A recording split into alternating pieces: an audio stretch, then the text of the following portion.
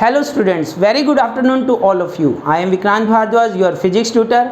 और आज हम डिस्कस करेंगे बेटा वर्क पावर एनर्जी का नेक्स्ट टॉपिक। एक बहुत ही इंपॉर्टेंट टॉपिक है वर्क एनर्जी थ्योरम। क्या डिस्कस करेंगे बेटा आज हम? Work energy theorem.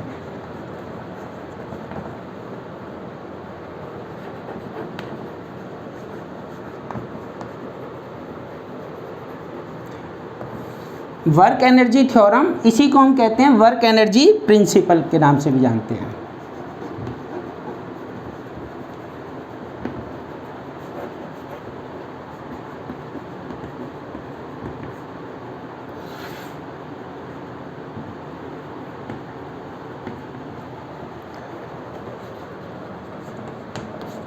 साथ के साथ आप नोट्स बनाइए और इसमें इंपॉर्टेंट मेंशन करना बेटा, बहुत ही इंपॉर्टेंट टॉपिक है, न्यूमेरिकल भी बनेंगे इस पे। तो पहले तो हम इसको डिफाइन करते हैं। क्या होगा? It states that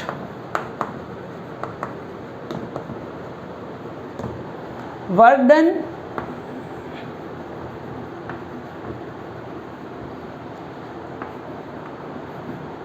bye displacing a body,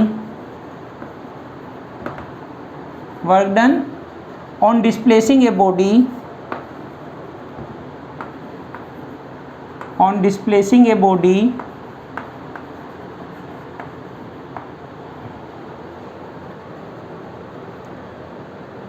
is used to change in kinetic energy,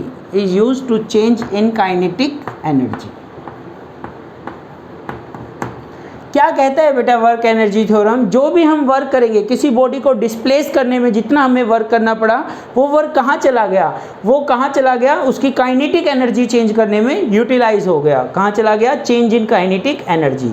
तो इसको अगर मैं फॉर्मूले के उसमें लिखूं तो वर्क डन किसके इक्वल होगा? Change in kinetic energy. किसके इक्वल होगा? Change in kinetic energy.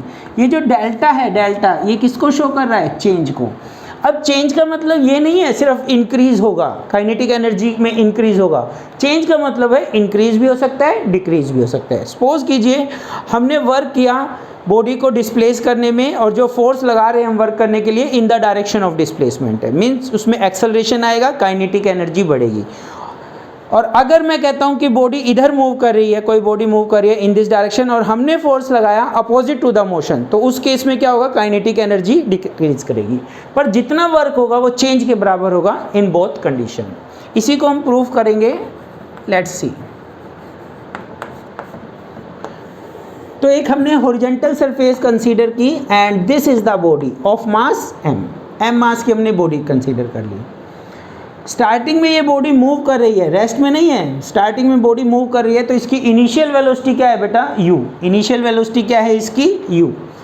और जब इस बॉडी पे हमने फोर्स लगाया, F फोर्स लगाया, कितने टाइम के लिए? Let us consider t time के लिए इस बॉडी पे हमने फोर्स लगाया। t टाइम के लिए क्या लगाया? फोर्स।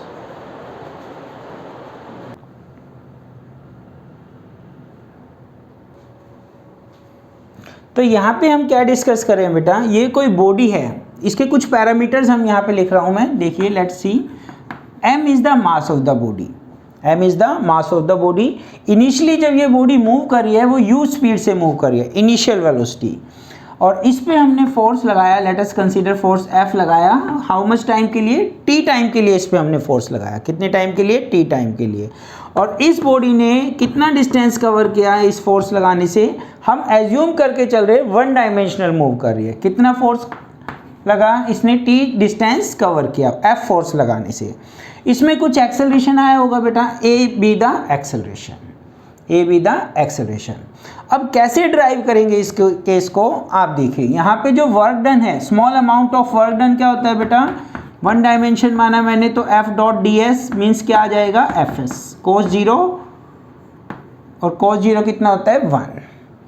F की वैल्यू क्या होगी? फोर्स होता है मास इंटू एक्सेलरेशन। फोर्स क्या होता है? Mass into acceleration. तो यहाँ पे देखिए बेटा, force is equal to mass into acceleration.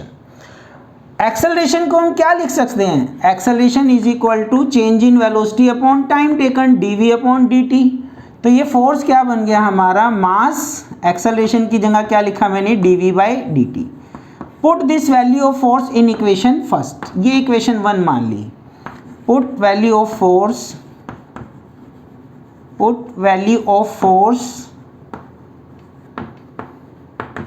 In equation 1, इसमें पुट कीजिए। तो ये जो dw है, dw means small amount of work done. क्यों स्मॉल? क्योंकि हमने स्मॉल डिस्प्लेसमेंट के लिए निकाला, पूरे t टाइम के लिए नहीं निकाला, यहाँ से लेके यहाँ तक निकाला ds के लिए। तो यहाँ पे f की वैल्यू पुट कीजिए। f की क्या वैल्यू है, mdv/dt। f की वैल्यू क्या है, mdv/dt इंटू में ds।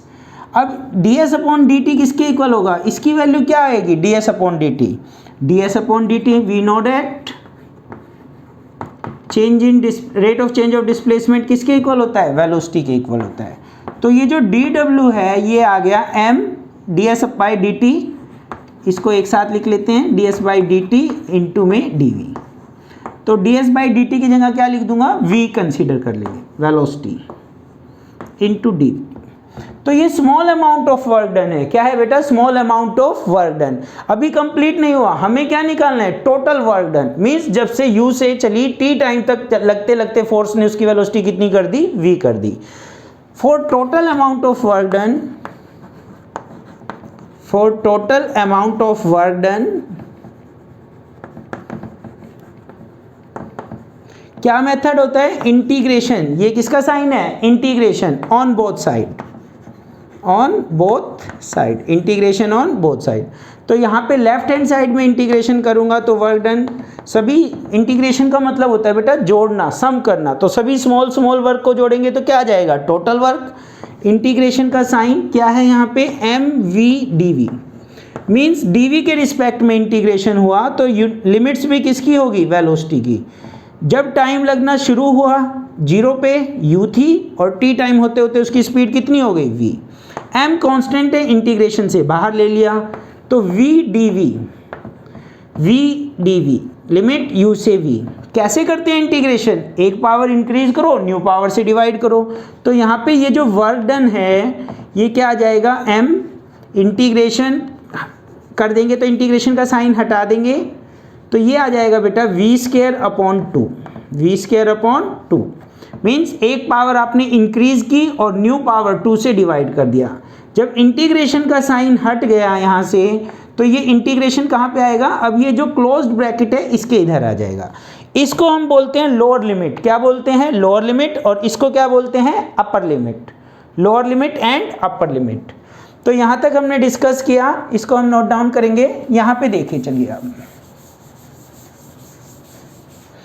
तो ये जो वर्क डन होगा, total amount of work done, 2 भी कॉमन ले लिया, 1/2 m ऑलरेडी बाहर है, क्या है ब्रैकेट में v² और लिमिट क्या, lower limit u, upper limit v।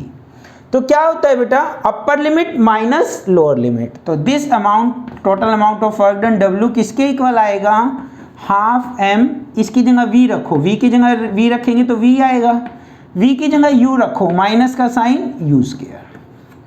तो ये बन गया half mv² minus half mu²।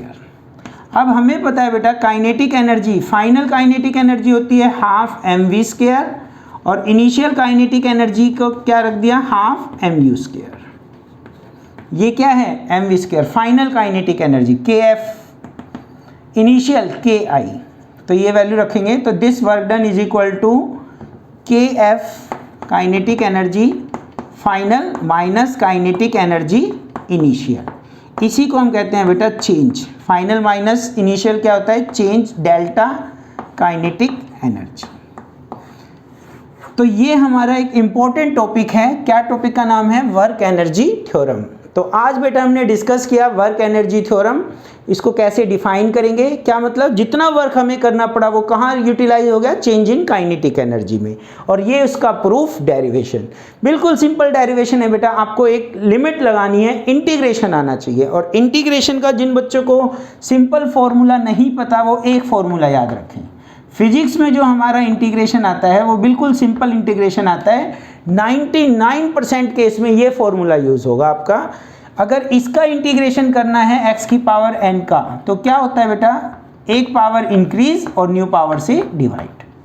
तो जिन बच्चों को इंटीग्रेशन नहीं आता वो देखिए, अगर मैं कहूँ x की पावर 2 को इंटीग्रेट कीजिए तो क्या आ जाएगा, x3/3 ये आ जाएगा। x की पावर -7 को इंटीग्रेट कीजिए, x की पावर -7, तो -7 + 1 -6 डिवाइड बाय -6। बेसिक मैथ आना चाहिए बेटा। तो खासकर से मेडिकल के जो स्टूडेंट्स, ठीक है, मैथ के डर की वजह से जो नॉन मेडिकल ले लेते हैं, सोचते हैं मैथ रहेगा बेटा। अगर फिजिक्स है तो मैथ करना ही पड़ेगा। मैथ, केमिस्ट्री, बेसिक मैथ आपको आना ही चाहिए। तो सिंपल इंटीग्रेशन आपको आना चाहिए। Thank you very much, have a nice day.